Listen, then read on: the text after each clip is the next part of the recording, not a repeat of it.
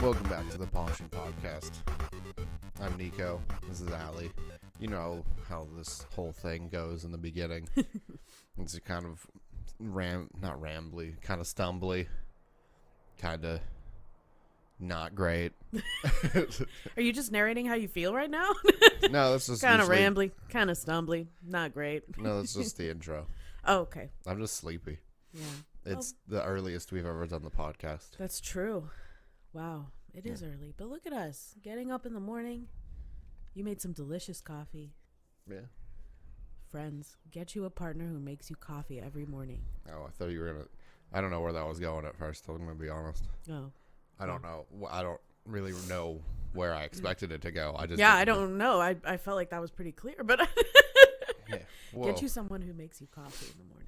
You don't have to go immediately to your theater voice and get real loud. I'm always loud. I don't know how else. Always Loud was my favorite documentary by Dave Grohl. Oh my God. But yeah, I'm always loud. It's literally, I mean, you might be able to hear that my voice is a little bit tired because I went out dancing last night at this bar place. It's also like a part-time skating rink. There's a lot going on. You know, Pittsburgh is weird. Anyway, it's this place called Belvedere's. It's awesome. If you're ever in Pittsburgh, hit up Belvedere's. But show up early because it will get crowded later in the night and you have to pay more money and fuck that shit. Yeah. So we went. They were having a 2000s night. So there was a lot of Kesha, a lot of Britney Spears. So are we talking like aughts or like 2010s? Like aughts. Okay. Or like early 2010s. I mean, and they played some recent stuff. Like they threw some Lizzo in there, threw some Cardi B in there. It was like, you know, just whatever sounded good and got people dancing. And then, but mostly like 2000 songs. I was just like, when you say 2000s, I'm like, I guess, like, I get that you don't play anything from the 90s, but I'm like, okay, but what was like, the 2000s have been going on for 20 years now. Yeah. But yeah, it was really, really good. It's one of the few times I've been anywhere in Pittsburgh where they had a decent DJ. Haven't you gone to Belvedere's before and the DJ sucked? Or was that a different I went place? one time on like a Kanye night, and what they were doing is just playing all of the songs that aren't singles that Kanye had released at the time. So it was like all his music that's not made for dancing in a club. Mm-hmm. So, and that was it. That was all they were doing, was just like playing all his songs that aren't singles. Yeah. And I was like, this is terrible. But that was a different DJ. Okay. Well, I'm talking about the DJ that was like playing weird, slow down. Oh, no. That was a different place. That was a place called Cativo. I've never had a good experience at Cativo. Oh, okay. Like, I like those people or whatever. Well, no, the one time I had a good time at Cativo was when I went there for an album release party for a local band. That was fun. But whenever they hire a DJ. Right. They literally, one time we went, they were supposed to have a diva night. And the Facebook event had a picture, you know, like a banner on the event. And the picture was of Cardi B, Lady Gaga, and Beyonce. And I was like, this is exactly it. For those of you who don't know, I mean, I have eclectic music taste, but primarily I'm interested in top 40 things that make me want to shake my booty. So my friends and I were like, hell yeah, this is going to be awesome. So much Imagine Dragons. There's so much Imagine Dragons. No, I'm just kidding. One time I accidentally downloaded a Lumineers song and I had to throw my whole computer away. Whoa, Todd. No, wait. Wait, is his name Todd? No. What's his name? Aziz Ansari's character? Yeah. Oh, God. What is his name in Parks and Rec? I don't remember. Tom. Okay. I got the first two letters right. We're close. So we get there. It's me and my friends. I was the DD, so like I was staying pretty sober. Piled everybody into my little Corolla. We still have the car then. Yeah, we still have the car then. That's one of the reasons why I was DD, is because I was one of the only people with a car. That's fair. And so we all pile in the car. I get us all there safely. We park. Should have known it's not a good club if there's on-street parking right in front of it that you can get. That's not a good time. Yeah. So we go in, we pay the $5 cover, and we're like, this music sounds weird. But you know, maybe the music is just weird for the moment, right? Yeah. Like, that could change. It's literally, that's why you have a live DJ, is so the music can like change periodically, and it's not just like someone's Spotify playlist on shuffle. Yeah. So we were there for like 15 minutes before we realized that we had been listening for what I think was the whole time we'd been there, like 15 minutes, to a super slowed down version of Destiny's Child. And it was so slowed down that we literally didn't recognize the song. Why not just play it in reverse at that point? At that point, I was like, what are we even doing here? And so one of my friends that I was with went up and was like, hey, can we like request songs? Because it was fucking Diva Night and they literally weren't playing anything you could dance to. It was like they were turning all of this great pop music into like trance music, but not good trance music. Mm-hmm. And I was like, I did not come to Diva Night Let's play to whale wave noises my arms and slowly. raindrops at this point. Yeah, exactly. And I was pissed. I was like, also, this music sucks. It's not even good trance music. Like, it's not even good house music. It's just bad everything, and you're ruining some of my favorite songs. And so the DJ was like, no, we don't take requests. I was like bitchy about it. And my friend was like, okay. And then she came back and was like, I guess we're just going to be along for the ride. And we were all kind of complaining at that point, and there weren't a whole lot of people there, and the people that were there were very strange. A couple of other people went up to the DJ and also asked about requests, and the DJ got progressively more annoyed. Anyway, basically we all decided within like 30 minutes that we were going to leave because it was terrible. And they were like, oh, it sucks we paid the $5 cover, for that. And I hadn't even paid it since I was DD. Someone else paid my cover. It was only like $5, but I was like, still, we're 5 young women under 30 who all showed up looking hot as hell. We wanted to dance. Like, Booties out. We're trying to, shake booties and attract people there to purchase beverages. So we are literally the target demographic for this kind of event. Yeah. And I went up to because they were all like, well, I don't really know if we can like ask for money back. But I just went right up to the bartender and I was like, hey, I know this isn't your fucking job and it's not your fault. Don't worry. We left you a big tip. Can we get our cover back? Because this music fucking blows. I don't know why in my head, but you could go like, we left you a big tip. Biggest cardboard you can get. You're a good person. And that's it. That's all that's on it. It's like, stay cool. A la signing yearbooks in like middle school.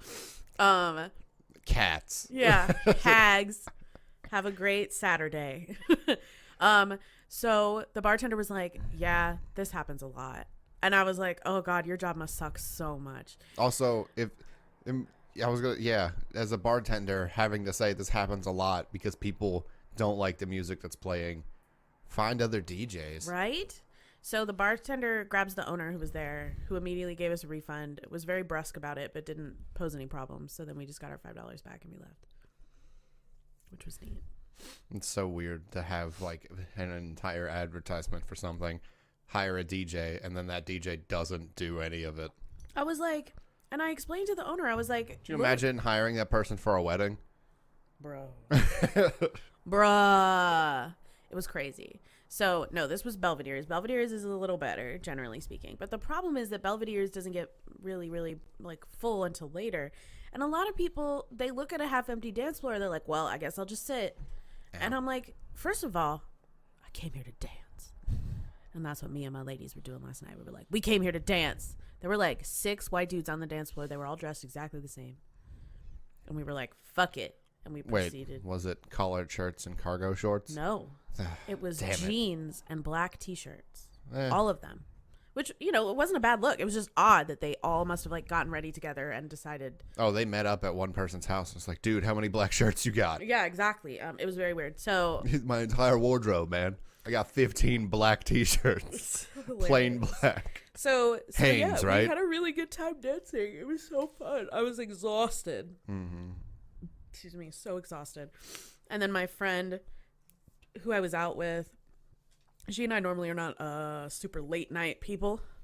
Mm-hmm. The other friend we were with is more of a late night person, but her boyfriend was flying back into town after being gone for a couple of days. So she was like, he called an Uber. We're calling an Uber. We're going home. And I was like, perfect. And now all of my joints hurt because I'm close to 30 and I went out dancing until midnight. That's true. But I feel like it's a good night. When we left, they were at capacity. So when my friend and I walked out, they were like, oh, 2 people can go in. There was a line around the building. That's nuts. I was like, for a bar in Pittsburgh? But the DJ was doing a really good job, so look, there's only so many places you can dance, apparently. It's a reason to get to a bar early. Honestly, go to bars early. I don't understand why people will show up at a place at midnight. I'm in bed at midnight. That's ridiculous. Yeah. I don't get it. I don't like any of it. Yeah. I mean, honestly, I'd rather dance when it's less busy on the dance floor and we don't have to touch anyone. I touched no one that I did not want to touch. Thanks. It's just bothering me that the mic wasn't pointed like right at your mouth. It probably wasn't make the sound that different, but I had to fix it. It makes you feel better to have done it. Yeah. That's what matters. Yeah. But yeah, so pro tip, if you like to dance, but you hate being crowded around by sweaty drunk people, show up to the club early. It's a cheaper cover. You don't have to wait to get a drink from the bar, though I only had one drink actually there. Because that's the other pro tip is pregame, show up, have one drink at the bar, and then dance till you're sober, and then come home. And that's what we did. And it was awesome. And I sweat so much, and my body hurts so much. My knees hurt so much. I'm 80,000 years old. Well, now I know that you're not a human. Thank you for this information. I'm not a human. Going straight to the government. The government? I'm not going to the government. But They're not going to pay me. But yeah. So that's why I'm achy and tired. Yeah. I'm just tired because I'm tired. I slept like a rock, though. Yeah. You slept like the rock. You know what? I hope he gets good sleep. I imagine so, because he doesn't sleep much at all. Maybe. I have no idea. He's like, I like to wake up at 4 a.m. to exercise. I'm like, please stop. I don't think he likes to. He gets paid to. You right. You know what? If I were getting paid as much as he does to just work out, I'd be up at 4 a.m. too. Yeah. I mean, he's called the busiest, just the busiest man in the world right now. Yeah. But, like, I don't know why. Yeah. Like, he probably makes more than enough money just working out and starring in movies, but he's like, no, I got to do all kinds of different business ventures. I mean, more power to him. Yeah, the diversification, particularly because for folks of color, they don't have that like intergenerational wealth to rely on. So like if he makes a really horrible business deal and loses a few million, that like actually impacts him. You know, I mean, like he supports his entire family, like his mom, you know. I mean, he has more than enough money to do that, but I can imagine that there's a mindset there of like, I got to keep hustling because you never know. What is he talks about it on his Instagram all the time, like the wolf scratching at the door. That's his mentality, which I think actually is a result of trauma. But I mean, it makes sense to me. Growing up poor. Yeah, I mean, that's how I feel. Like it's actually taken me like 2 years of therapy to like be okay taking any time to myself. Yeah. Like, and there's lots of people I meet in grad school who are like, you just sat for an afternoon and you just like read a book. You just purchased a video game and you just played it. Mm-hmm. And you didn't. It's so sad. Like hate yourself. I literally played a video game all day yesterday. Yeah. Which there were points where I was like, ugh, because like when I was younger, I used to be able to like marathon play video games and not feel weird. But there's a point where my body starts to get antsy. Like you got to do a chore, right? Like wash one dish and come right back, like something. But that's fair. Yeah. I get that way too. I have to break it up a little bit. But that's how I feel about work too. Is Callie twerking? What? I guess she was kind of scratching at the ground with her back feet, but it looked like she was twerking. That was, hey dum dum, you twerking? Oh, it was the toy under her. That was so weird though. It just looked like she was booty popping. I mean, she was. Yeah. She just didn't know that that's what she was doing. What? The girls are fighting. They're so weird. Oh, this is that has catnip in it, but I thought they got it all already. Yeah, me too. No. Callie's just stupid, so it doesn't matter. I don't know. Stupid and twerking. The Callie story. Oh, Nem's gonna go again. She's hunting. Oh, Callie spotted her. Let's see what happens. Live commentary. Target spotted. Nem's now relaxed her butt a little bit. She's no longer in full-on pounce mode. Yep. She's like, I've been spotted. I got. But the tail. The tail's going. She's ready. She hasn't completely given up yet. Callie is trying to get at any catnip that is left inside this toy. And she's terrible at it. So who knows if there's any? There's probably not. No more twerking has commenced. Oh. Nem's lost sight of Callie's eyes. The butt wiggle. She's wiggling her butt. She's going. She turns around. She runs up to her, stops right in front of her, and then turns around and runs away. Yep. Every time. She's done it 3 times now. Yep. It's because she knows she loses if she actually tries to, like, bap at her. Yep. Oh, she's going to do it again, though. Oh, my God, the butt wiggle. Oh, my God, the butt wiggle. She's wiggling so much. Oh, she bapped her. She really got her.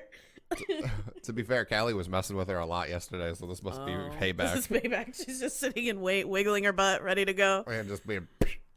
That's adorable. This is hilarious. This is top tier content. You're all welcome for this high quality podcast content. Everybody wants a live commentary over what cats are doing. Which is pretty much the same as what cats are always doing, which is like either sleeping or wiggling their booty to attack. I would listen to an NBA announcer Oh my God. talk about a cat sleeping. Yeah, you can see. That would be incredible. Because it'd have to be No. almost... I would want a Mexican soccer announcer. You know, they yawn and they're like, yawn! Well, they have to be in a different room then. Like, that would have to be after the fact. Well, that yeah, it's you have recorded. to record it and then do the I'm commentary thinking over. of, like, since I said NBA announcer, like, it's happening right there. So that's almost ASMR because they're, like, trying not to wake up the cat. It's like, as you can see, the cat is asleep. Breath shallow yet comfortable. Dreams may be had right now. I can't tell. REM sleep. Don't know if cats have it, but if they do, it's happening right now. Oh, we got an ear twitch. And another ear twitch. That's one for the record books, boys. It's incredible. Yeah. But now we got water drinking and Nem she's still looking. She's not wiggling her butt or anything. She's not in pounce position. I think she considers the water bowl a slightly sacred place. God, cats drinking water is so weird. Animals drinking water is just weird to me. It's all weird. It's just like blah blah blah blah. Like blah, blah, blah. blah, blah, blah, blah, blah. They just scoop water up with their tongues. Yep. It seems like an inefficient way, but they can't really. I guess they can't like put their mouth on it and just go like we can without drowning themselves on accident. Yeah, exactly. I mean, Callie did that when she was a kitten a lot because she like couldn't. She was stupid, so she would just stick her head in the formula and eat until she couldn't breathe anymore, and then like would bring her head up and be like. Oh. You got punked out so hard you went straight for the scratch post? Nem gets punked out a lot, I'm going to be honest with you.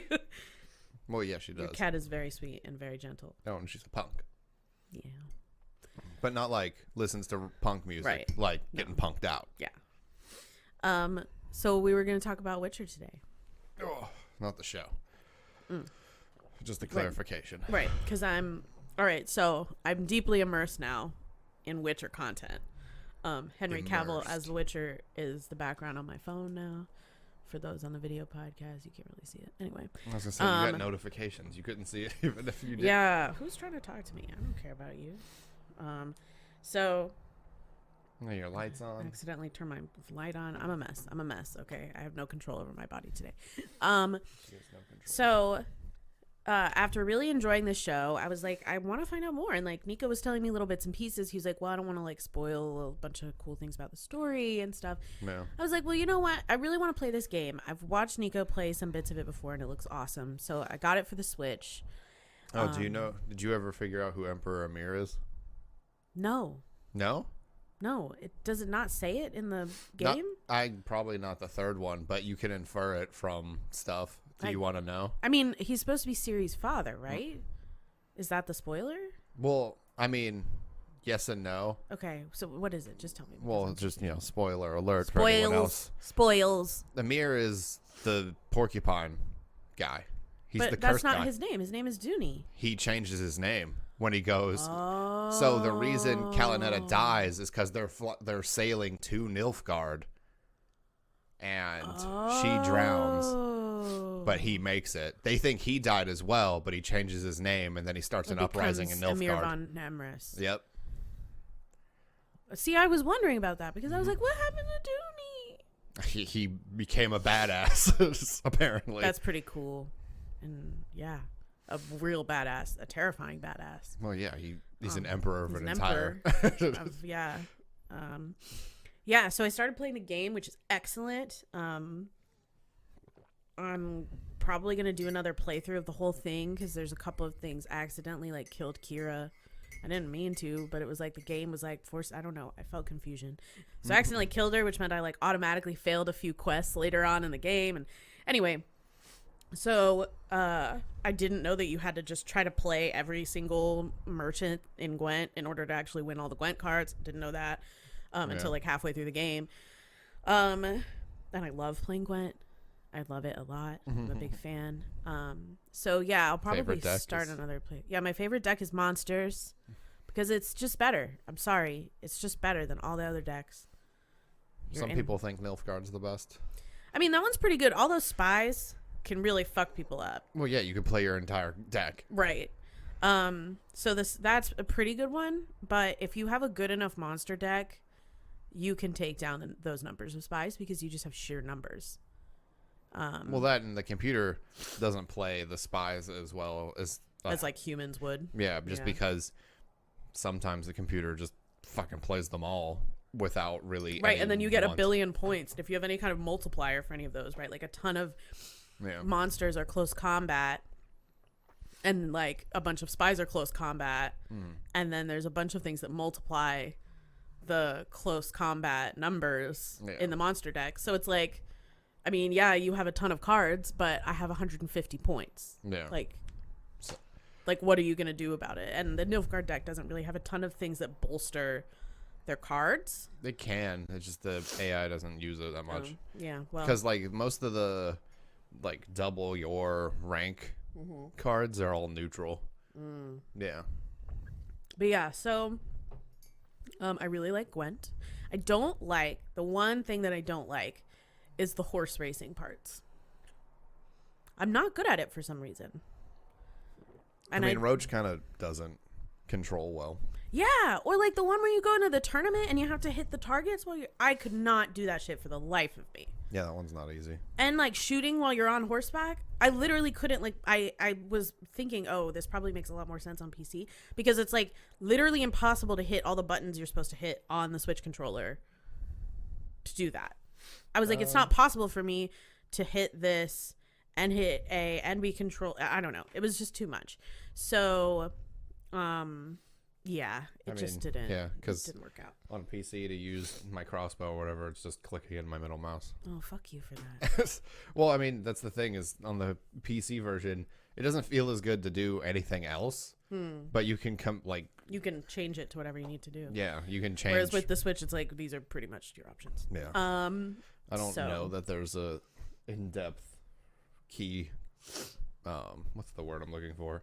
Button remapping thing. Yeah. Whereas on PC, if a game doesn't have that option, it gets ripped apart because it's been a thing since PC gaming was a thing. And in a lot of ways, that's an accessibility thing, right? Like being able to customize it means that that's why I got folks who have like mouse. Like different mobility needs or who are gaming for a long time and need like ergonomic stuff. Someone who's like missing a finger or something. Like, or has problems with dexterity in one hand can control things with just one or whatever. Yeah, there was that's the difference and why I think a lot of PC games are so popular with a lot of folks in the disability community because they can customize it. Yeah, there was I don't even know how many years ago this was.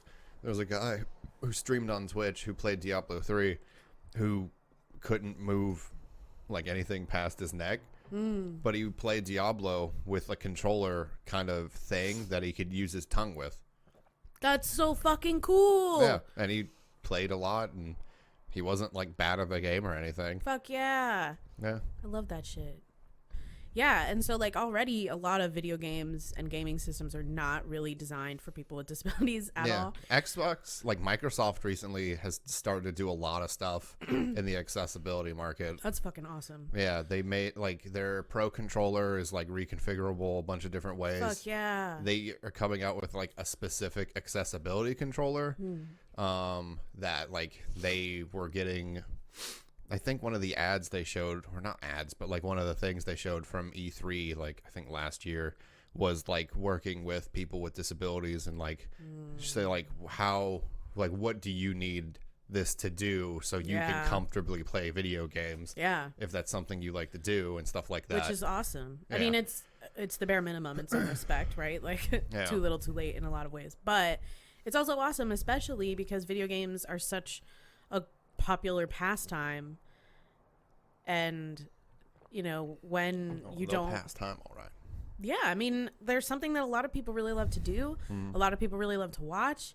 People do with their friends, like all that stuff. And in particular for folks with disabilities, when you make communal things like that, when you make leisure and relaxation inaccessible, right? You like condemn people to even more stress and even more isolation and even more loneliness than is already existing in our like society that doesn't make anything for them or with them in mind. So yeah, I mean, if you are a person who's concerned about that kind of thing, then the playing it on the Switch will not be for you. Because even I, as a person without any disabilities at all, I was still like struggling with that fucking controller. I'm also just not very good at video games, so like that's like one thing that's good to know. But I love the game. Like I really, really like it, and I find it so fun to play, and the world is so deep and wide. That like you can just like run around and just like be awesome. I don't know. It's so cool. I really, really like it. And there's a lot of really cool shit in it. If you're looking for a game that you can just spend literal hours playing, you can play for hours and hours and hours and not even touch the main storyline. That's wild to me. And like you're leveling up, you're getting new gear, you're doing quests, like all that shit. And like you're like, oh yeah, I'll go back to the main storyline when I'm like 10 levels ahead, so it'll be easy as fuck. Because that's one thing to know before you start playing it, is that you actually can fuck things up permanently and alter outcomes of the game by doing the main storyline really quickly and not leveling up. Yeah, there's a lot of side quests that actually deal with and feed into the ending you will get. Exactly. Like, if you don't do the quest to go back to go to the island for Kira, that locks out different parts of your ending, like different endings. Yeah. Or like if you don't overthrow Radovid. Yeah. Right? That like it affects things. Yeah. Which is super cool. I feel like there's very few games that are that complex in a storyline. I mean, maybe I just don't know a lot of video games like that, but to me, it's like choose your own adventure books, but good. Yeah. I mean, it used to be more popular to have those kinds of choices and stuff in games for replay value's sake. Yeah. Because it makes me want to play it again to see if I can get a different ending. Yeah. Like, that's really cool. Yeah. I love that. So much. It's not so much anymore. Not that I can really remember off the top of my head for games with single-player stuff. Like, God of War is a really good single-player game. It has the same ending every time, no matter what. Yeah. Excuse me. And I haven't been, like, Spider-Man was, like, heralded as, like, is that 2018 now? As one of like the better single player games that had come out recently. Star Wars Jedi Fallen Order is seen as better than it really is, but it's still a good game. That's a single player story that has like one definitive ending. Like it's not as popular as it used to be. Yeah. Like one of the things back then, like around the time The Witcher 3 came out, or like even a little bit before it came out, was like the games like Mass Effect and BioShock, where it's like good and evil, or yeah, it's basically what it amounted to. Yeah. Like whether or not you were doing like the good thing or the bad thing, and you got two different endings depending on what it was and stuff like that. Yeah, but like Witcher is more complicated than that, right? Yeah. There's like multiple different endings, and there's like some things that are good and some things that are bad, right? So like if you defeat Radovid, he doesn't go on a genocidal rampage killing all the non-humans, but without Radovid, then what's the city that falls? Well, it's all of the north. All of the north falls to Nilfgaard. Yeah. Which is like really fascinating, and it's like I don't know, it's like actual choices that come with like somewhat quantifiable repercussions that you don't know about until you get to the end of the game. Yeah. Which is just cool. Like it's just really good storytelling. What did you do with the Bloody Baron? Like what happened with him? Oh, I found his wife, and then he just like goes off. Okay, goes off to a mountain. Yeah. Yeah. Then he never comes back. I'm like, where's your bitch? Where'd y'all go? They just leave, go to a mountain, and then the sergeant that like takes over his camp is a dick. Yeah. Well, the other ending is if you don't realize it's her. I don't even remember how you get this other ending to that story path. But basically, she dies, and then the Bloody Baron hangs himself from the tree in the middle of the courtyard. That checks out. Yeah. Yeah. That was the first thing I got. I was like, what? It's really cool. I like it a lot. I'm excited to play it again, which is not often how I felt about video games. Yeah. I just love how expansive the world is, and I am also reading the Witcher books, also, or a translation of them, in audiobook. And well, you don't know Polish. Yeah, I definitely do not know Polish. And they're great, like really excellent. I mean, I think one of the biggest problems with high fantasy is like without slandering Tolkien, is the Tolkien. I got comments about people being Did you like, really? Dan commented and was like, how dare you? Listen, Dan, I'm sorry. He's like, me and Greta Thunberg, how dare you? Yeah. Which I was like, I knew it. Yep. She poked the bear. I poked the bear.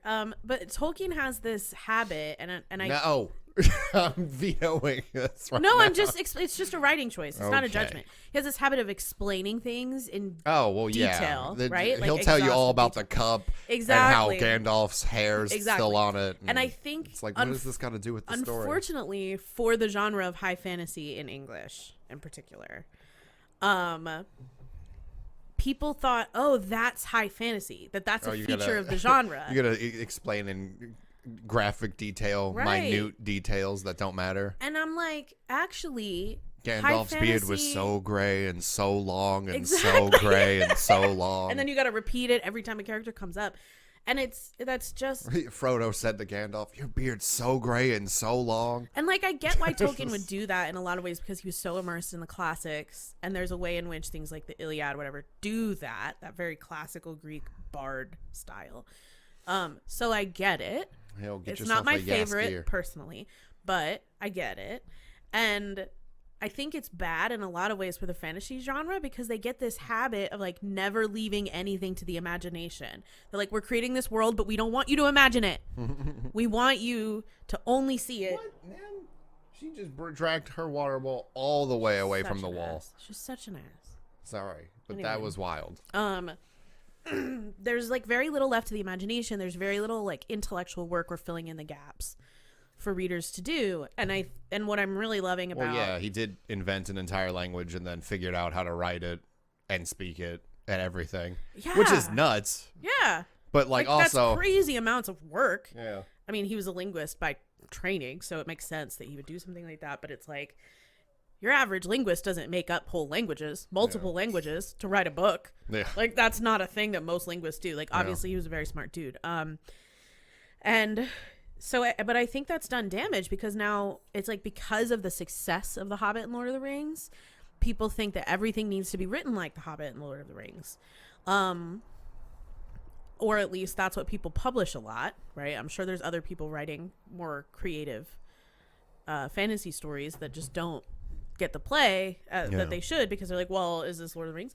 But I think it's a strength of the Game of Thrones novels, because even though his storytelling is really detailed, there's lots of stuff that like he just mentions in passing, like the magical supernatural shit that gets mentioned in passing, or like, like different things about cultures that they bring up over time, or like religions or histories. It's why people want to see the prequel show of the Game of Thrones about the Age of Heroes, because they don't go in depth and explain every single thing about the Age of Heroes, but they give you enough detail. What is the Age of Heroes? Is that before Robert's uprising against the Targaryens? Oh, yeah, before that. Dang it, I was really hoping we'd see God's Always Strong then Robert Baratheon. That'd be pretty fucking awesome. I would love to see that. Just axing people all over. Like, just giant Bobby. Yep. Big old Bobby. I wonder how they would do it, though. Oh, anyway, it's not going to happen. But that's why it's cool. And so the way that Witcher is written does that really, really well. In some ways, because he wrote the first 2 books as collections of short stories, which are never a complete universe. But he gives you just enough detail to get a sense of like the fullness and the range and the culture and the history of a bunch of these things. And then, like, okay, well, now, like, Geralt has another thing he has to go do, so, like, let's move on. We don't have time to sit and talk over the fire about the entire history of our race. Like, they run into the elves, and, like, you listen to what the elves say, and it's very clear, like, genocide is happening. And, like, but they're, like, and then they don't, like, stop the entire storyline for 10 pages of exposition. Yeah, because it's not pertinent to Geralt's short story. It's like a character-driven thing, which is really cool. And it's especially cool because Geralt is described so much. You find out so much about his character based on what he does. It's not a long narration of, like, so-and-so the Bold. He's just Geralt of Rivia. He's like, I'm like, from this place. But we, like, never encounter, really. Rivia is, like, this other place that no one goes to. Yeah, it's another kingdom. Though in the books, like, in the first short story, they hear him talk, and they're like, oh, you're from Rivia. Everyone from Rivia is stupid. And he's like, okay. Yeah, exactly. He does talk a little more in the books than he does in the games, or definitely in the show. I mean, in the game, he talks to himself a lot. Yeah. Even when Roach isn't around. Which is adorable. Yeah, but in the show, he's also sharing screen time with, like, there's like multiple other characters. Yeah, there's not a whole lot of times where Geralt, like, the show has him by himself, right, doing other things. Maybe it will the next season, but who knows? But yeah, it's really lovely. The narrator, or the person who's reading the audiobook, doesn't refer to him as Jaskier. They go by Dandelion, but he's British, so the way he says it is Dandelion. Which makes it sound, if anything, more like fanciful and dandy-like. Yeah. Also, it's still funny that, like, in the books, like, because one of the things they changed from the books to the games was that instead of him being Buttercup, which is what Jaskier means, like, translated literally, they changed it to Dandelion. But it's like, how is that any more masculine than Buttercup? It's literally Dandelion. Yeah. Like, but yeah, the guy reading it is like Dandelion, and I'm like, oh, that's charming. That's a way to pronounce that. That's a way to pronounce that. And he makes Geralt kind of Scottish sounding, which is interesting because he's Polish. Yeah. It's very interesting. Polish, but yeah. It's sometimes hard to realize, maybe because the author chose this, right? That there's not like a one-to-one on, like, oh, these people are supposed to represent this culture. Yeah. In the books. Oh, I mean, he mixes and matches so much stuff. Yeah. Like, from mythologies. Cause, like there should not be a djinn in Poland. Yeah. That's like a specifically Middle Eastern, like East Middle East. Yeah. Like Saudi Arabia. Kind of thing. That's not. Yeah. So, like, I mean, an medieval Poland kind of creature. Yeah, because even with most other fantasy stories don't bring in other mythologies into it. Like, they stick with one. Yeah, it's like when the Arthurian legends don't shove, Hindu concepts into it or anything. Yeah. It's just, no, there's a wizard, there's dragons. That's about it. That's all we got, really. It's on our white people mythical shit. Yeah. Yeah, and I think that's a really cool way of telling the story. I think it's one reason why the show is so interesting, because they actually, like, represent the continent as this multicultural, multi-ethnic. I mean, it makes more sense. Like, who knows if that's what the author was originally going for? Right. But it makes more sense when the whole idea of the continent and, like, the world they inhabit happens to have also had an event called the conjunction of the spheres, where a bunch of different realities basically crashed onto the continent, and now you have monsters and non-humans and humans. And humans essentially have colonized every space that prior to that did not have humans. So, like, when all of the realities came together, right, there was, like, lots of places that were controlled by elves, for example. They were sort of a dominant race in this other reality that got smushed together. Or other dimension. I don't know Yeah, if it's another it's reality. not abundantly clear, like, what I don't know. But but So- humans were always on the continent. It's just Right. that everything else happened to be dropped Right. one day onto the continent as And well. so the elves, for example, like struggle to have agriculture because now they're suddenly on this land that functions totally differently. And on top of that, they're being like actively murdered by humans. It's really dynamic and interesting. There's a lot of really great ways, I think, to read the story. For my personal thing, like I'm always looking for things to talk about colonization, to talk about racism, to talk about feminism, and the story is a great narrative. It's well written, it's interesting, and it also contains a lot of things that to me feel really rich for those kinds of readings. Like I actually, I don't know, I saw folks online who were really upset when the show came out with like Yennefer's wanting to get her like fertility back. Well, they were like, oh, she's a woman, so of course that's what she wants. And I was like, well, no, what she says in the episode with the dragon is like, because Geralt is like, would you really want to have a child and like bring a child into the life that we live? Yeah. And she's like, I don't know, but I want the choice. Yeah. Like, I don't want someone else to have decided that this isn't okay for me. And to me, that is a way more feminist representation than like, oh, she's strong, so she doesn't want children, or oh, she's nurturing, ergo she has to be a mom. Like, that's like, she's like, I want to be able to choose what is going on with my body, and it's fucked up that I don't get that choice. Yeah. And that feels like a much more empowering narrative. Yeah. And so I feel like in all the iterations of it, there's better and worse points of it, especially because, like the first short stories were written in the 90s, and so there is some stuff. But as the stories kind of evolved into different mediums, it feels like it's only improved on that and like allowed its characters to be complex and interesting and flawed and to grow, to be distinct. All the characters, even in the video games, are not the same. Yeah. They do crazy shit like people do. Yeah. They self-sabotage and they start fights and they are on bullshit all the time. Yeah, even in the games, Yennefer is like a lot of people thought, like, because she's not in the first two games at all. So in the third game, when she's like one of the main characters, because of course she is, people are like, I don't like, everyone's like, I don't know that I like her. She's kind of like standoffish and kind of a bitch all the time. But it's like, that's just who she is. And Geralt's just like, fuck, I love her. And literally every time she does something like kind of mean, he's like, oh fuck. Yeah. Like, that's just, and like, how and have like we all the met? only person she's nice to is Ciri when she sees her the one time. Yep. Or I don't know about more. I mean, one time, and but she is still. like she's nicer to Ciri than everyone else. Yeah. Because she like feels, I think, maternal kind of feelings toward her. Yeah. And it's like, But even Geralt, she'll just be like, no, dumbass. Yeah. And he'll be like, God, I love you. But like, haven't we all met half-mast right now. A super hot woman who's kind of standoffish and been like, damn, I'm trying to fuck you. Haven't we all met that person? I don't know. I have. I met a lot of women like that. And I don't know.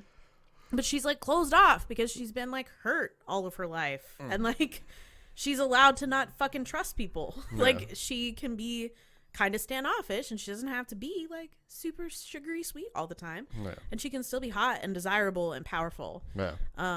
And that's really awesome. And the characters are really distinct, right? Like, Ciri and Yennefer have some characteristics in common, but they're not the same person. Yeah. They don't make the same choices. They don't necessarily have the same values. Yeah.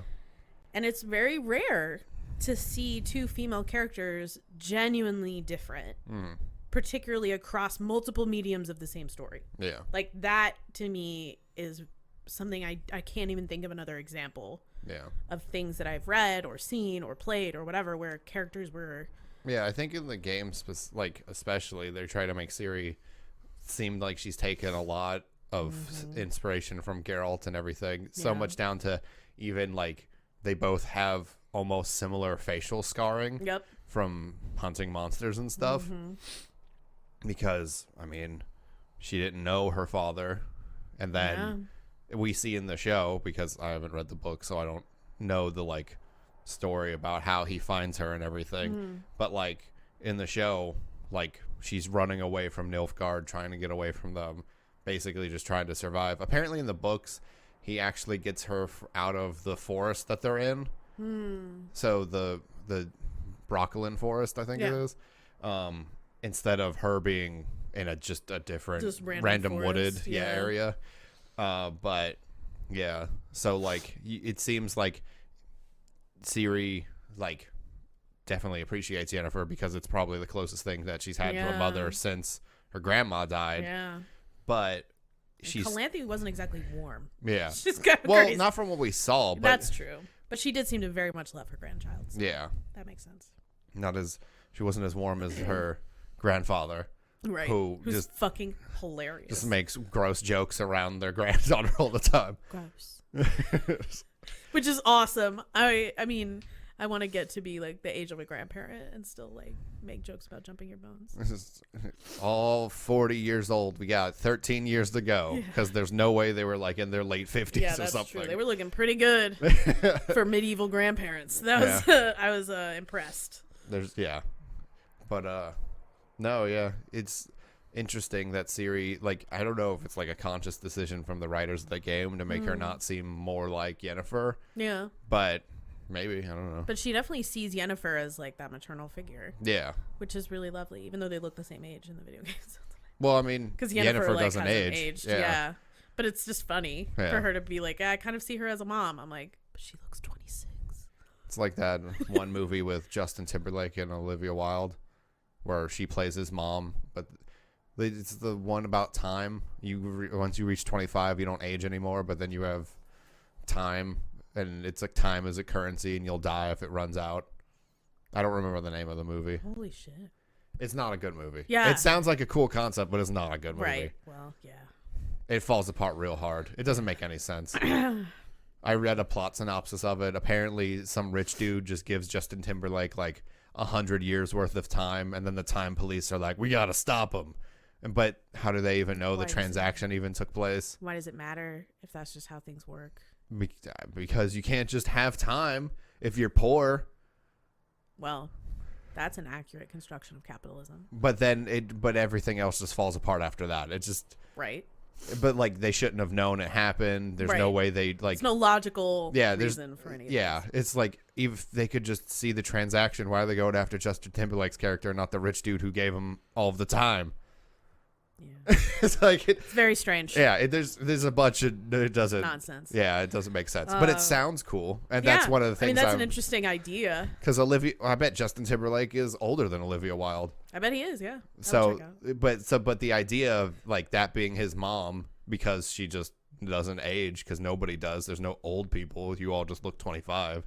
What a weird thing that us humans do, where we create all these universes where like old people or young people or people of color or people with disabilities just don't exist, like in the world. Like the number of times. Let's be honest, old people are kind of an eyesore. Oh my god. Their skin's being dragged to the underworld. Oh my god. Our skin is being dragged to the underworld. It just hasn't lost the battle yet. Exactly. When you're old and your balls hang super low, I'm gonna be like, your balls are getting dragged to the underworld. It's true. And it's gonna be a fact. You're gonna have to move them out of the way so you can go to the bathroom. Yeah, you're gonna have to cup them, make sure they don't fall into the water. It's so fucking gross. They don't get that long. I don't know. I've never seen super old people balls. Let's Google it. No. Under no circumstances are we doing that. Just super old people balls. My Google mentions or whatever Google searches are going to be really fucked up after that. You're gonna get a lot of ads for pills that shorten ball length. Yeah, testicular implants or something like Testicular shorteners. Would you like your testes to be short as fuck? Boy, have we got a product for you. The ball shortener. You wanted your balls inside you? Well, that's too bad because that'll ruin a bunch of stuff. You can't just put organs inside of your body, okay? I mean, they can retreat. No, I'm talking fully inside. Oh, smooth like a Ken doll. They can do that. Your body is horrifying to me. That is terrifying. Yeah, what if I could just retract my tits into my body and you turn around and it was just flat? Most people would probably just do that so their backs wouldn't hurt. I fully would do that. Yeah. But that's horrifying. Yeah, that's called retraction. That's to make sure your shit's... Human bodies are disgusting. I only know of this because of Scrubs, because JD is going on a date with I don't remember her name, but it's Elizabeth Banks. She's in the show for a while as JD's girlfriend. Yeah. And she's a urologist, and they're on a horseback ride on the beach, but they're riding bareback, and it's just that's a terrible idea. Yeah, JD gets all kinds of messed up. Yeah. And she has to check his balls to make sure they're fine, and she checks for a retraction, and he's like, yeah, it still works, but like, because when your balls go inside you, your voice jumps up 17 octaves. I didn't know that. You say that like it's an obvious thing. I think it's a trope. Whenever anybody gets hit in the nuts, their voice just really high now. Yeah. I don't know that that's like exactly how it works. But it's not. Okay. Most of the time you can't talk. Right. So. The problem is not the pitch of the voice; it's the existence of the voice. Yeah, but apparently it's to make sure all your wires and all your gadgets down there are still attached and doing stuff.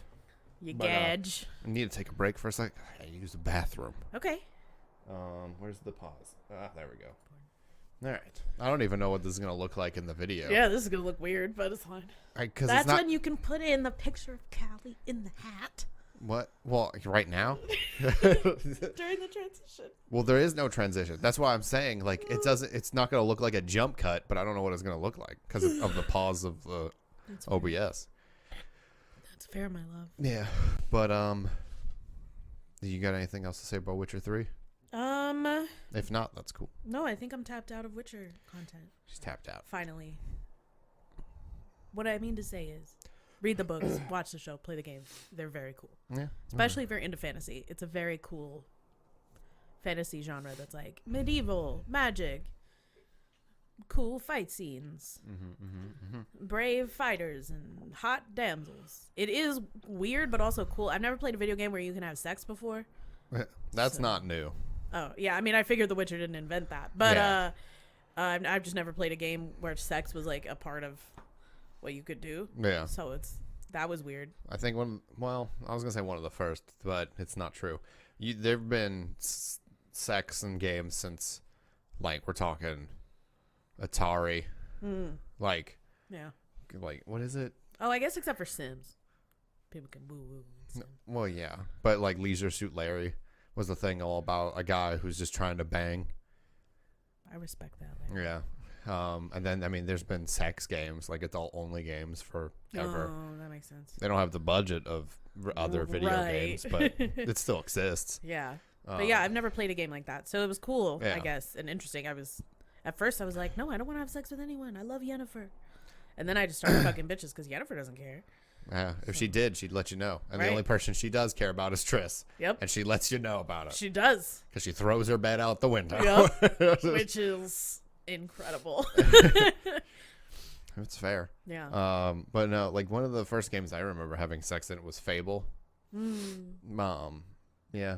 But could you only have sex with your spouse? I don't remember. No. It also lets you enter a gay relationship. And I get married and stuff. Yeah, I am disappointed that Geralt can't use any of the male prostitutes. I'm upset. It's not even an option? Yeah. That makes me sad. Do better. I mean, what if Geralt's not any part of gay, then... But he still should be able to. Maybe sometimes you just want, a bro job. I guess Geralt doesn't. I mean, yeah, he could just go to Jaskier, but that's not the point. Jaskier would happily perform a bro job for Geralt. Jaskier also seems to... Like, they kind of play it for a joke when you're in Novigrad or something and you find the elf that cross-dresses. Like that... Yeah, like, oh, Jaskier was drunk, he didn't know. But it's also... It seems like Jaskier had come and hang out more times than just that one time. Right. But also... The elf, I don't remember their name, was like, I don't like men. I just like to cross-dress. Right. So it's a weird thing where I think, I don't know if the books will go into whether or not Jaskier's bisexual. Oh. But I think he is. I don't know. I mean, for the time period, right, dandies were masculine. And so it makes sense that he would be like vain and wear all those bright colors and elaborate clothing and also get all the ladies. Because at that time, like... But he's also... I think it's one reason why people in the universe are, like, tell Geralt he's ugly all the time. Well, yeah. Because... He just doesn't give a shit. Right, he's because like, I'm just going to wear leather he's much armor. rougher. Yeah, and more practical, whereas, like, the height of masculinity at that time was, like, men in heels and wigs. I guess that's fair, yeah. So, it makes sense that Jaskier that he pulls as much ass as he does. And that everybody believes him when he's like, oh, I saved Geralt, and he didn't save me. Exactly. Whereas, like, they see Geralt as, like, this dirty vagabond, and that's not masculine. Though he is a dirty vagabond. I mean, yeah, that's a fact, but Though now we see him, we're like, ooh, a grizzled, grumpy man, give it to me, and I'm into that. Yeah. But that's one reason why it's interesting, is, like, that's fair, a historical thing. I didn't know that. Yeah, so it makes sense. That's why Jaskier is just slaying the puss. Just everywhere, just left, right, center. Okay. Just pussy falling everywhere. Okay. Historically, that makes sense. Like, he's a dandy. Okay. He's a dandelion. Yeah. But okay, I didn't know that. Yeah. Though, like, the way they describe him as just falling in love with anybody that he finds attractive just makes me think that it'd be weird if he wasn't bisexual. But I don't actually know much about Dandelion outside of the games, so who knows? Yeah, I mean, in the book so far, they just talk about how great of friends they are. Though Geralt very often loses his patience with Jaskier. Yeah. Are the books because the way the game's narrative is supposed to be is Dandelion recounting everything. The books do not follow that. Okay, the books just have a sort of omniscient narrator. Okay, I was wondering if the books, like, the narrator was Dandelion or not. Okay. No, I mean, I like that device for the games, but it doesn't. That's not what the books are doing. Okay. Well, you're just on the short stories. You haven't started, like, the main That's true. story, Yeah, I haven't started knows? the novels. But the short stories are not narrated by Dandelion. Got it. Jaskier himself. Yeah. Mr. Buttercup. Buttercup. Dandelion. But, okay. Let's see. I don't have anything to add because I haven't beaten The Witcher 3. I haven't streamed in, like, a month because I fucked up. I got sick, but then I don't have an excuse past that other than I told myself I was going to finish The Witcher 3 on stream and I don't want to play The Witcher. So now I feel obligated to stream The Witcher to finish it and I don't want to. You could just stream something else. Yeah, but I said I would. That's the problem. Did you write it in stone? Was it a blood pact? No, but I got myself caught in a catch-22 of my own doing. Yeah.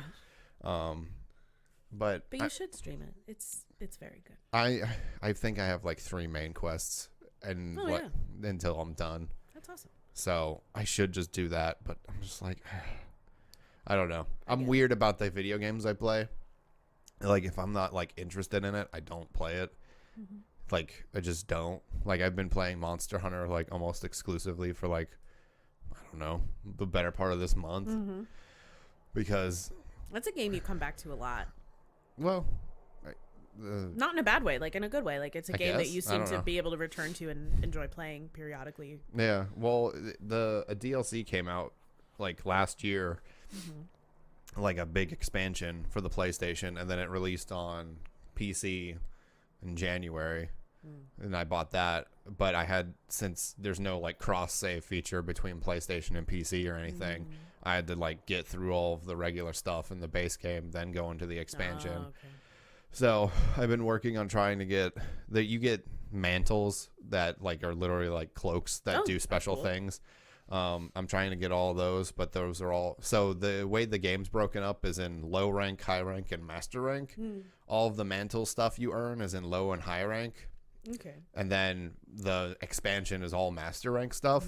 But since the developers added a set of armor and weapons called the Defender series that people were like, oh, these are OP as hell. But they were put in the game as a catch-up mechanic. So if you were like, oh, I took a break, here are these really strong weapons, so you could get reaccustomed to the game. So when Iceborne came out, the expansion, you were good to go. That's cool. But so I used that and just like sped through the main story and stuff so I could get to the expansion. But now I don't have certain things that would help out with a lot of these fights. And I don't need them, but I want to get them so that way I have them. Yeah. So I have the choice of using them. And the 2 I'm missing, one makes it so when you're hit, you don't react. And the other one just auto dodges for you. Hell yeah. They have really long cooldowns. It's like more than like 5 minutes or something after they wear off, but still, that'll make things certainly easier. Yeah. But I've been trying to do that. It's just boring because I don't want to fight the high rank stuff. I want to do the stuff that I want to do. Yeah. And then there's an update that comes out in March 12th, I think, for PC that adds in this one red dragon that it's called a siege event. Basically, you have to play with other people, and it's like the whole idea of it is like the dragon is so powerful that even when you kill it, it just comes back to life. Wow. Yeah, and it's a really cool thing. It's got really cool weapons and armor. Sounds cool. Yeah, that's gonna happen for PC soonish, and I'm excited about that. And I've been trying. That's one of the reasons why I keep playing, because I know that's coming, and I want to do that. And then in April, an update comes out that makes it so the PlayStation and PC are on the same update, so there's no difference anymore. Like, we get everything the same time after that, which is cool because PC didn't catch up to PlayStation for like a year, the first, like when it released on PC, which wasn't great. But it's only like 3 months this time, 4 months technically. Nice. That's much shorter. Yeah. It doesn't make sense that they weren't just released at the same time. Yeah. Like either released at the same time or just release it and have the updates baked in or anything like that. That doesn't make sense. A lot of people accuse them, the developer, of double dipping on purpose, like delaying when the PC stuff came out. So they can show engagement over. Yeah. Well, so they could sell it on PlayStation, and people who are like, oh, I have a PlayStation, but my computer's better. I'll play this first, then buy it on PC later. Which you gotta be a smarter consumer on that. Yeah. I don't think that's what they did. They literally, like the Monster Hunter team had literally never made a computer game before. So they probably had a lot to work through. Yeah. When the game first released, the controls on PC were not good. Like, I've played with mouse and keyboard the entire time I've come back to it. But originally, like, there's a thing called mouse acceleration in games where if you were to do like a small movement like this, and I know this isn't a great visual thing or audio thing, so sorry, but I'm moving the mouse very small, like very slowly and like a short distance. And if you move the mouse really quickly across your entire mouse pad, those two wouldn't, like, it's weird. It tries to like make it so your mouse can only go a certain amount of speed. So where like if I were to swipe all the way across my mouse pad, it would move like the camera like an inch. Oh. And where if I went really slowly and panned, it would actually like do what I was doing, which was terrible because it feels awful because in like even if you're playing a game that doesn't have really high twitch like reactionary things in it, to like sometimes you will swipe your mouse around just to move the camera, and then it'll just go and you're like, oh god, it's not good. But they got rid of that, and then they just made a bunch of improvements to it, and it's just better. Cool. But yeah, I've been playing that a lot. It's fun. I don't know if there's anything else really going on. Cool. Well, we gotta save some for more recordings this week. That's true, because this is 1 week, and then we got to record another one for this week. And then another one for while I'm gone. Oh, I guess that's true. Yeah. Yeah. You leave next week. Yep. Next Tuesday. Yeah, because it's Sunday. Like 8 days. Okay. Well, I'm gonna be out of town. Yeah, she's going out of town to the Los Angeles. The Lost Angels. Yep. I don't know if that's not what that means. Okay, yeah. It just means the angels, really. English. Yeah. We just go, oh, those are Spanish words. Put them near each other. Yeah. It sounds good. Yeah. So I'll be gone for a while. Yeah. So that we're gonna have to do stuff. Fewer hot takes about Tolkien.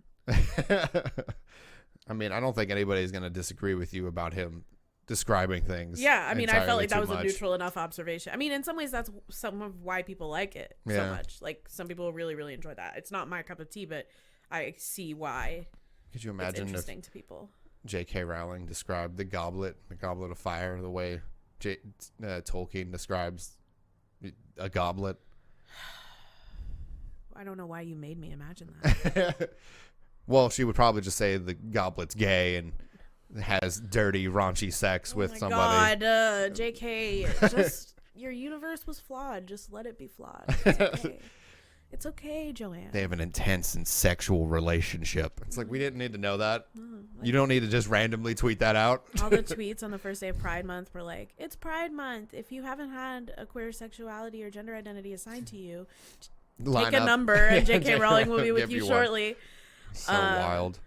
She just tweet. I mean, I get it. She's trying to keep her stories relevant, but fuck, you made your money. I think it comes from a genuine place. Like, I think she realizes that she wrote these books and they weren't inclusive, and she values that inclusivity. But so I think it comes from a good place. I just think it's deeply misguided and weird as fuck that she keeps just like retroactively being like, oh yeah, all these people were actually queer and also people of color and also like having gay sex. Also, this one Asian lady is a snake. That's based on a Native American thing, even though she's definitely Asian and all this other weird. She literally named one of her very few people of color in the story Cho Chang. Bruh. That's an entire podcast episode. And also the Irish kid keeps blowing things up. Bruh. That's not cute. That's fucked up, Joanne. Why'd you do that? Because she's British and that's what they do. I mean, that's the problem, right? Is like we have stereotypes, and when we create art, our unconscious biases. I don't think she did it on purpose with any kind of malicious intent. I mean, but an Irish person blowing shit up. That feels pretty malicious. Yeah, but like, I know what that's in reference to. But British people are not sensitive about all the places that they've colonized. Not even a little bit. So again, like I think it's subconscious. I think you don't realize how bad it is until someone points it out to you later. And then instead of just trying to own up to those mistakes, she's like, "Oh yeah, I did that. But wait, I didn't really do that." It's just own it. Just be like, you know what? You're right. My piece is imperfect. As an imperfect person raised in a white supremacist colonizing state, some of my shit is white supremacist and colonizing, and you know. Fuck the Irish, right? Well, in a lot of ways, just say it. A lot of Irish people consider themselves a colonized people. Well, yeah. I mean, the existence of Northern Ireland is like the existence of a continuing colonial state in Ireland. So even though they're not folks of color, they're still in a lot of ways colonized. Yeah. Like, I remember the scene in the movie with Tom Cruise where he plays an Irish person. There was no potato famine in Ireland. There was no famine. The British just took all of the Irish food. And so Irish people were starving to death because they had to send all of their food to England. Oh. There was no potato famine. That name makes it sound like, oh, and then all the potato crops got fucked up. That's not what happened. They just they weren't allowed to keep enough food to feed themselves. Oh. So, like, I don't remember the Irish as a group of people being, you know, ruled by a foreign power in some ways. Yeah. I mean, this all checks out. Yeah, it all tracks to me. The only reason we're not under British rule is because a bunch of people went, nah, fuck this, and threw tea in the water, and then we're like, we're going to shoot you. Because England was fighting so many wars at the time that they couldn't focus on us. Yeah. It was. And our superior landmass. Goddamn right. But yeah, I mean, the French were like, we hate the British. Because of course they do. We would like to fuck the British. Yeah. And they showed up and like barely did anything. But just their presence. Yeah. England was like, fuck. Like they were fighting everyone on all fronts.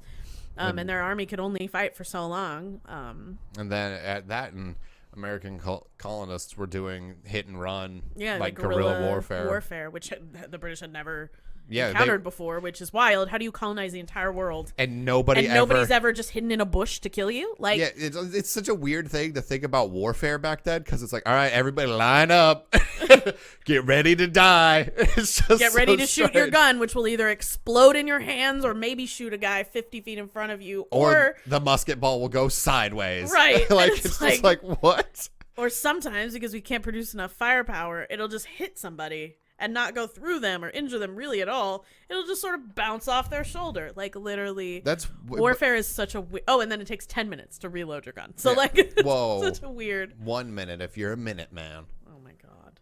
But, yeah. So I remember that. So, Yeah, so the Irish, in some ways, are Like, are colonized people. Yeah. I mean, I wouldn't call them like marginalized or oppressed because of their whiteness, right? Well, yeah, but definitely because of their red hair and their accents. Right. Well, and in some ways, right, Ireland didn't colonize anybody.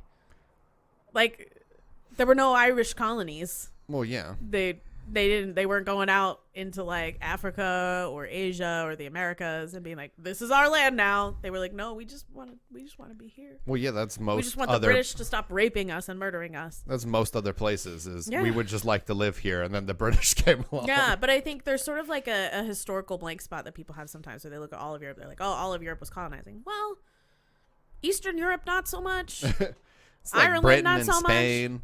Yeah, it was really Britain, Spain, France. It's not Italy, Belgium. Belgium was fucked up. They did a bunch of really fucked up things. Belgium is a tiny ass country that was like horrible in colonization. Like they actively were just murderous as fuck. They're like, there's 7 of us, but we're gonna kill all these motherfuckers. Fuck Belgium right in the ear. But they're waffles. I mean, the waffles can be great and they can be colonizing murderers. Well, it can be both things. That's fair, yeah. So every once in a while. What was it that Bernie said the other day? Like, I don't know. He was talking about the Cuban literacy initiatives, and he was like, yeah, I mean, just because it's an oppressive government doesn't mean that they never do anything good. Cuba increased literacy rates by like a huge amount under Castro's Isn't that regime. Something people were trying to pay, like, yeah, people are like, so you're praising Cuba? He's like, literally Obama said that this literacy program was good. It's well, yeah, but sometimes people who make 10 decisions in a day make 9 bad decisions and 1 good one. Like, that's people learn how to read now. Well, some people do, but I can think of one orange man who makes 10 bad decisions every day. Well, right. But and then you rightfully criticize those things. And Bernie's like, I don't understand why we have to be mad that people can read now. I don't know. It's weird. I mean, of course people are going to focus on the one thing instead of the other good thing. But it didn't hurt any of his numbers. People were like, yeah. Yeah. Because like the average voter is like, yeah, that makes sense. Well, yeah. We can say that the Castro regime was not perfect and also say that they taught people how to read, and that is objectively a good thing. What? Like, that's like, it's possible to hold those 2 ideas in the same space. Like, you can just hold that. Yeah. You know, like, we can talk about how evil Trump is and also acknowledge that it seems like the war in Afghanistan is over now. Is it? Yeah. They signed a peace treaty with the Taliban. How is the Taliban one thing? Or is it a I mean, is that like there's multiple branches of the Taliban? Because I was gonna say it's but like the Afghani Taliban. Okay. We have made peace with, and that's America's longest war that we've ever had. I was just wondering because I was like, is this just like a front basically? Because like, how much of this is all like wars that America gets involved in at this point are proxy wars, right? Yeah, but I was like thinking, like, because people were like, oh, Antifa as like a huge organization with one leader. It's like, Antifa's just collections of people who don't like fascism. Right. There's no hierarchy whatsoever. Yeah. There's not even coordinations really between among groups of people doing that kind of work. So like, I was most of them don't know each other for a reason. Like, they want to be kept private, so they don't like have big convention meetings where they list the board of directors. Yeah. Like, that doesn't exist. Well, I was wondering like how similar that whole structure is to the Taliban. That was my thing. I mean, I don't know enough about the Taliban to say. That's fair. But I mean, I do know that there's lots of branches of groups like the Taliban. Yeah. And that, I don't know, according to some articles that I saw, it looks like the war is like pretty much done, which is objectively a good thing. You know, so like Trump can suck, and also we can objectively be ending the longest war that we've ever had, which was a disaster from start to finish. Yeah, that makes sense. Like a broken clock can be right twice a day. In this instance, it's right once. Somehow it's only right once. It can be right in 4 years. Once every 4 years is about as much as Trump can be doing the right thing. Apparently. So, you know, I mean, and that's important, right? It's something that I feel like most people but yeah, just like acknowledge. We gotta wrap this up. Oh, we do. Yes, because I mean, I gotta get ready for work in 2 hours, and I want to be able to edit this and do all that stuff. Okay. That's why I was. Okay, bye. I was more surprised that you kept going after a certain point. I was like, oh, we hit an hour, and then you were like, no, let's talk about this, and I was like, wait, you just said we gotta save things. For 2 other podcasts. You're right. The coffee's hitting me, so I'm awake. Anyway, thanks, team. I mean, what was your thought? Like, you had finished your thought. I don't remember. but I'm sorry, I don't. I have the memory of a goldfish. That's not true, because then we wouldn't be married. We're married? Oh, my God. Well, yeah, I hope you guys enjoyed this episode of the Polishing Podcast. Time to say thank you to the people who are patrons on our Patreon. Who we love so much. You are much appreciated. You're the bomb.com. I hope you know that. I hope you wake up every day. But yeah. And know that you're the bomb.com. So a little shout out to Achilles, Patrick, Cert, and Quinn. Thank you so much for continuously being patrons. And then also thank you to everyone who still listens to this podcast. Yeah. And any new listeners we get at any point in time. Yeah. Thanks we for appreciate the comments and the likes and the listens. Yeah, it's awesome. We love you. Hope you enjoy this episode. Mostly video game stuff with a little bit of Irish politics thrown at the end. I mean, it's just interesting. Yeah. And a lot of people are Irish, so it's important to know your history, you know? Yeah, that's fair. Yeah. I'm Irish. I'm Irish, too. I identify more with the Italian part of my bloodline, but looking at me, you wouldn't know it. Yeah, you look Irish. Yeah, Irish and German instead of Italian and Croatian. Mm-hmm. But anyway, thanks for listening. Thanks for watching. I'm Nico. You can find me on Twitter, Nico All Powerful, Twitch, Nico All Powerful, YouTube, Nico All Powerful. YouTube's the only one that's spelled different because it has to have one C in it. That's it. You can find me on Twitter and on Byte at Ali Macchia. How's Byte doing? I mean, I like it. There's fewer bots now that like literally every time you open the app, they just start like liking and following you, and then they disappear. I mean, I guess they're just working on cutting down on all the bots. I mean, are people still posting to it? Is it still? Yeah, it's hilarious. I just wasn't sure if people were like, "Oh, yay, Vine's back," and then they were like, "Oh, wait, never mind." Yeah, I mean, obviously the flow of content in the first week was massive, and now it's slowing down a little bit. But yeah, it makes sense. Like, there's like the people especially who are making really good content on Vine or really good content on TikTok are just gonna continue to make good content. Is anybody just randomly dancing? Not that I've seen. Okay. But it also kind of tracks your like history and what you like, and most of the stuff I like is comedic. Okay. So it wouldn't really track that. So you're not getting anything recommended of just hot girls dancing and lip syncing the things? No. Okay. I don't know why that's happening on my Instagram because I don't look that up or. That's very weird. Yeah. But apparently, I don't know. You're a youth-ish. I'm no youth. I am no youth. Yeah. Well, yeah. Thanks for listening. I just wanted to get that little out there. Next time we're going to talk about The Mummy. God fucking damn it. We have to. I'm already sorry. I don't know why you're sorry. To all of you very nice people who are going to have to endure Nico giggling for an hour. That's all it's going to be. This is Nico giggling for an hour. Oh, no. It's actually pretty wholesome. I was going to say, pretty the adorable. whole reason I wanted to start a podcast is to laugh a bunch. It's true. It's going to be real good. But yeah. So tune in next time, y'all. It's going to be a good one.